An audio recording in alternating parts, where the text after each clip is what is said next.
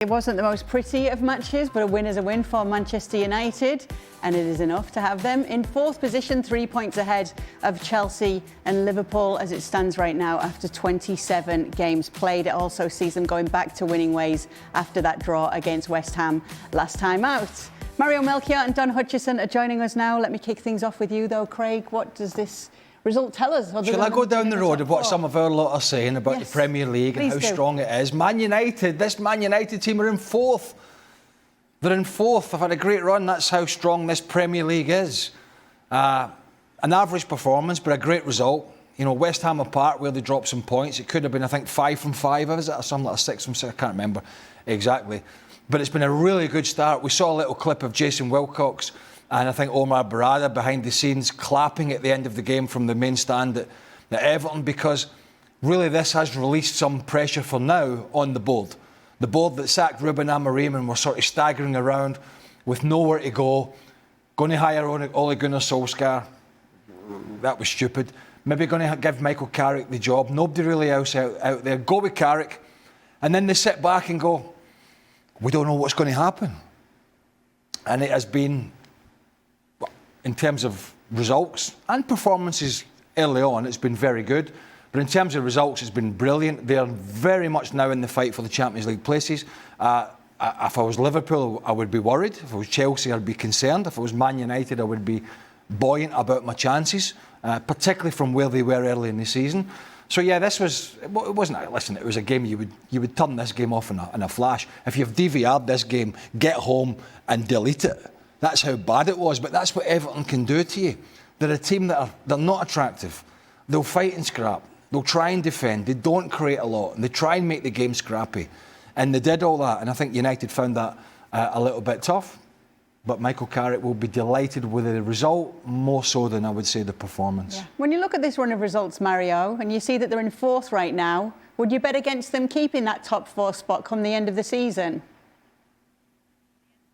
No, I wouldn't. I think also because, you know, we played the game also and we know how it works. When a new man comes in, everybody gets some new energy, and I think that is one of the key parts. And also, of course, I think Carrick he changed the system and everything is going better for the club. And what Craig said, he's right. You know, like you're watching a team now, they're in the up, but they still got to fix it because, you know, they had a massive crack. He comes in, he glues the crack a little bit, but the crack is not fixed yet. So they have to make a decision in what they're going to do in the future, because eventually you have a team that's building. Let's say the team gets to the Champions League. You also have to remember that this is a club that always attracts people and attracts players, and individuals want to go there. And they have to make sure that they either back on that track and making sure that they become that giant club that it's always been in England. And I think not making it to the Champions League, that will be a big loss. So that's why I think they will make it. The results, though, they definitely are back on track right now, Don. They are, Kay. 5 wins and 6, unbeaten in 6. I think what you've took from tonight is not a lot, apart from Sesko scoring again. I thought the goal they scored was a brilliant goal. I thought he ran off the back of Tarkowski. Tarkowski was running in treacle and couldn't catch him.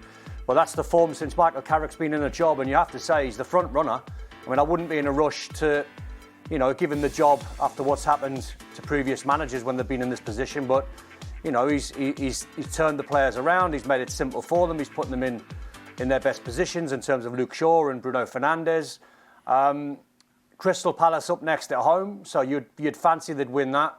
Chelsea, as Craig said, will be a bit concerned. They've got Arsenal and Villa, so there's tough games ahead. Liverpool have got a little bit of a clear run in the next couple. I think they play, West Ham next, then Wolves, then Tottenham at home. So the fixtures, when you try and navigate who's going to be where in a few weeks' time, you feel as though United and Chelsea have got hard fixtures because, as I said, they've got difficult games down the road. But it's how do you rely on Liverpool after what we saw at the weekend?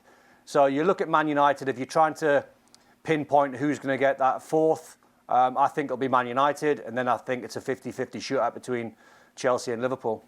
If I'm Ruben Amorim, I'm sitting, whether he's watching or not, whether he's still in Manchester or he's back in Portugal, I don't know. But he'll be seeing the results, whether he's watching the games or not. He knows the results. And he can't be sitting comfortable. He can't be sitting thinking, well, Carrick's just been lucky. Maybe he does think that, I don't know. But he must be thinking, I need to look myself in the mirror. Did I get it right at United? Was I too stubborn? Yeah. Did I make the right decisions? Did I just keep harping on about he can't do this and he can't do that and my system this? And he's got to be sort of sitting thinking that, because I know we have these sort of new manager bounces and all that sort of stuff, but there's a little bit more to it than that. We've discussed this before. A back four, Mino in, Fernandes further forward, round pegs and round holes, not round pegs and square holes. Good substitutions at good times. Early on in the first couple of games, it was Cunha coming on, making a difference. Then Dorgu's been injured. Cunha has started the last 2 or 3 games. Sesko's been coming on, making an impact. So he's made an impact not only with his team selection, but his substitutions. And that's one of the key to management. It's not just picking a team. Anybody can pick a team, right? Anybody can pick a team. One manager said to me before, he says, Craig, the most difficult thing about being a manager and a coach is making in-game decisions to affect the game. Because maybe the opposition are doing something different, or maybe they're doing something particularly well. And then you can't just sit there and say, well, I picked a 4-3-3 and that's it. Or I picked a 3-5-2 and that's it. You have to then make these little subtle in-game changes to affect that game, to make the difference. And I think, to be fair to Michael Carrick, he has done that. He's made those changes in games that have been a little flat, that have made the difference. And if I was Man United at the moment, I'd feel really good about this top 4. You're right, Don, to talk about the fixtures Liverpool have, but I think the bigger story is actually Liverpool themselves.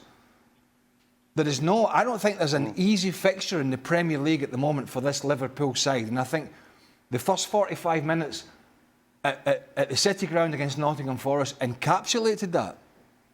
And who's to say that's not going to be that's just not going to, recur again and again and again for Liverpool? At the moment, I would be really fearing of this Liverpool side's ability to get in the top 4. And Andy Slot was asked about it, Kay, a couple of weeks ago. He says, would it be, what was the word that they used? Would it be acceptable? And he said no. He said no, would not be acceptable. And so if it's not acceptable to him, it might not be acceptable to the Liverpool board. So it's going to be a big end to the season for Liverpool. Yeah. Trust me. Absolutely. When you talk about that in-game management, you mentioned Sesko once again. And Mario, we saw once again him scoring, proving to be a super sub. Is he saying to Michael Carrick, can I start now, please, boss? I mean, look. As a player, I think you should never be happy to be on the bench. And I think he's one of them. But we also have to remember how he started, right? He came in and we expected a lot. Then it's gone cold for him and it was kind of difficult for him. You could see that he had to adapt. And now I feel like when I watch him, especially after today's game, I saw his confidence. You understand? You see that the confidence is coming. And we all know when strikers score, they become different humans. When they don't score, oh my God, you don't want them around you because they are so moody. So for him now, I could see the spark of confidence and also the players around him that they want to put him in. Mbeumo is like one of the key guys in their team. But for him then to hit the break, and then you see Sesko coming after, that is like what strikers are good at. They normally anticipate what is going to happen. And finally we start seeing that because that's what he needs. You have some key strikers who sometimes lose that when they don't do well. And now you can see his confidence is building. That's why the break was on, he follows him up, and he drops the ball short, and then he puts it in. Great, good technique. I saw the striker, yeah. No, I think he's growing, definitely. The problem is for him, if he come off the bench, Mario, like he did against West Ham and scored a great goal, a wonder goal really, which was, which really didn't match up with the rest of his performance when he came off the bench, because his control, Sesko, at West Ham when he came on was atrocious. And then he scores this great goal, and it was a great goal. Comes on tonight again, scores another very good goal. It was a pretty simple finish, but, he had to keep his head down and finish it. So if I'm Michael Carrick, I'm saying, look, you're 22, know you want to play, but you're making a big difference coming off the bench. And also, as Mario mentioned, United like Mbeumo's pace to run in behind. They like the fact that he will stretch teams when, couldn't really do it tonight because there wasn't a lot of space.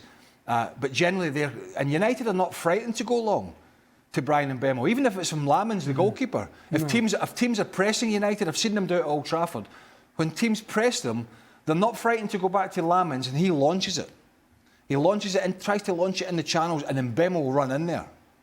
and he's key to United doing that. So I don't really see that changing anytime soon. But in terms of Sesko coming off the bench and making an impact, it's the perfect scenario really for the United manager. So talking about the United manager, Don, what do Manchester United do? Do they wait to the end of the season to make a decision on whether it should be Michael Carrick to stick around? Yeah, I think they will, but I think even Michael summed it up himself. He got asked the question about 10 days ago and he said no, he said the club should wait.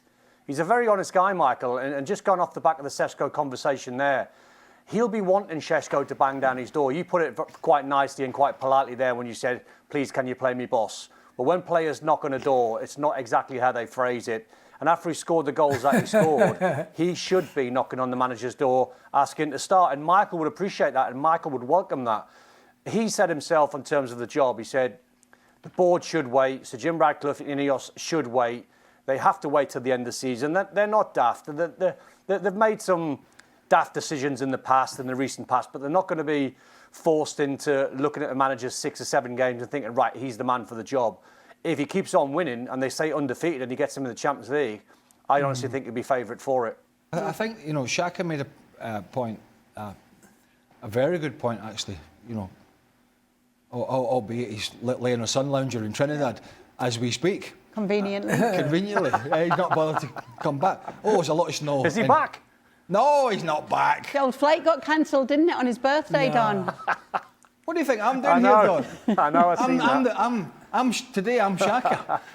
But he made a great point the other week. Glue. He made a great point the other week. He says, regardless of what happens with Michael Carrick, United have been such a mess with decision-making that they have to be ruthless. And even if it means Carrick does this great job, but they feel they have a much better candidate, whether it be Thomas Tuchel or whoever it is, and that's all subjective at the moment and hypothetical.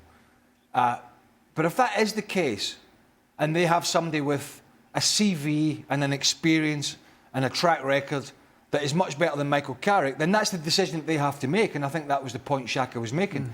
We can't make these sort of Ole Gunnar Solskjaer. Are they running out of that guy, though, Craig? Craig, are they running out of that guy? Because Thomas Tuchel's just signed a new... Yeah, but once England have a disastrous World Cup... Ancelotti's just about to sign a new 4-year deal. World Cup, yeah, Don. Yeah, but once true, but I mean, are these guys... Yeah, no, I take your point, but I'm just thinking Man United have gone through so many managers like Jose, like Van Gaal, like Amorim, who've put their titles on the table and said, look, this is what I'll bring. Yeah. And they've not exactly delivered, so why wouldn't it be Michael? Well, it might be that, but because it hasn't worked once or twice doesn't mean it won't sort of work again. I don't know. There's no easy answer for this Man United job, and you are right. There's a difficulty here. We've discussed this on the show, and I think Mark Ogden in particular has written a piece or two on the FC website about the balancing act of waiting to see how this goes, and then missing out on potential other managers. Because let's be honest, they're not the only club going to be looking for a manager. Chelsea may be looking, who knows what's going to happen with Rosinha. Tottenham will be looking. OK, they haven't got the pull of Man United, but they will be looking. Maybe Man City will be looking in the summer for a manager. Yeah. If Guardiola, if it falls apart and he says, oh, Arsenal are too strong, I've had enough of this, I've got this 115 charges, all this, I'm packing it in. That's just 3 or 4 clubs in England alone. Never mind before you get to Spain, Italy, Germany and the rest. So there is a danger in playing the waiting game. And I wouldn't want to be, guys, I wouldn't want to be this United board who have made, and listen, this board are not, they're not culpable for all the mistakes that have been made, but they've certainly made some. Amorim and the Ten Hag new contract was a disaster. And they're in a position now, Mario, I suppose, where the next decision is probably the biggest decision they're going to have since they arrived at this club and put that money in. Yeah, but Craig, if we look at them now, right? Don't we expect a team like that to have a prep? They give us the feeling that they're not even prepped to let this situation happen to them. Normally, we were talking about Man United. Man United, how can, I give an example, a Bradford and a Brighton, they always have a list of 5, 6 managers that they can pull something from. And Man United, I have a feeling, I know there is timing. I know timing is important because sometimes the one that you want is not available. But still, you have to have your list and say, like, these are more potential guys that I'm going to go after. And if this one comes up in the situation, I might have to adjust it. And they don't give me the feeling at the moment that they know exactly what they are planning. It feels more like, okay, Carrick comes and takes the job, does a great job for them, and now we are talking about, okay, are you going to let him go? Are you going to keep him?